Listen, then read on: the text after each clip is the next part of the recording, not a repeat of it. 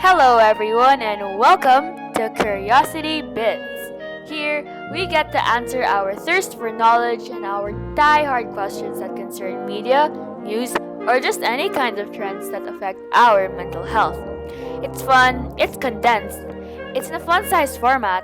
So, without further ado, let's quench our curiosity together through bits and pieces. Our first ever episode will be all about how classical music can positively affect the way our brain processes information. Think Chopin, Mozart, and Wolfgang Amadeus. Those are big names, but one of my favorite composers is the ever lovely George Gershwin.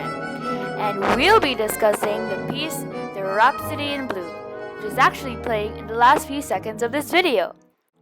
Personally, I've always wondered why composers always look so put together when walking to the stage.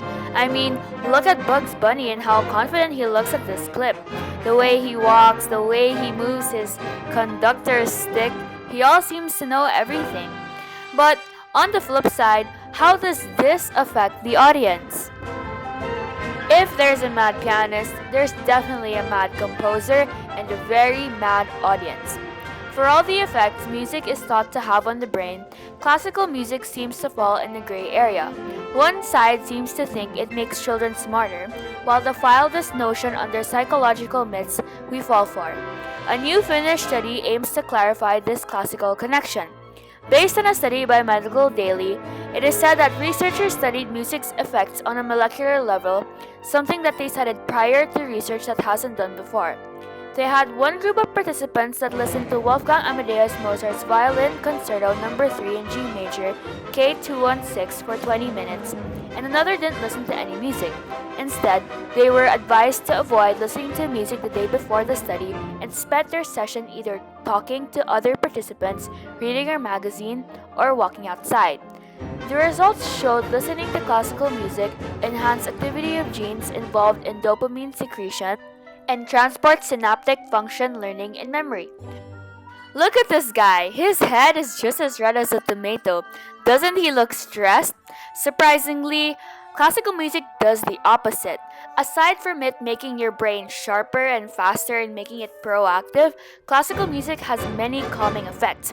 Aside from a study by the previous source that I mentioned, Livestrong.com recently had a study with Duke University's Dr. Kevin Labar. He states that classical music can improve your intellectual performance, but not by raising your IQ. It has produced a calming effect by releasing pleasure-inducing dopamine and inhibiting the release of stress hormones, all which generates a pleasant mood. While inducing a pleasant mood, Labar says, it seems to clarify thinking. So isn't it amazing how it raises your EQ and your IQ at the same time?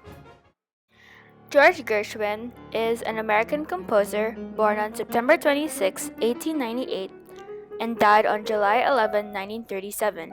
He was a famous American composer and pianist. His compositions span both popular and classical genres.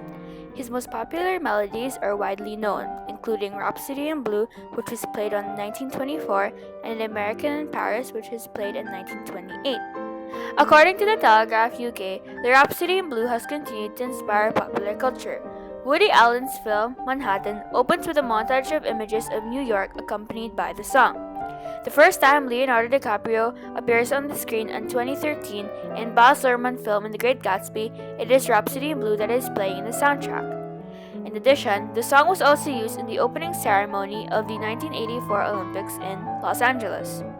According to a review by Catastrophe, the Rhapsody in Blue is the musical heartbeat of the early 1920s. It embodies American industrialism in New York.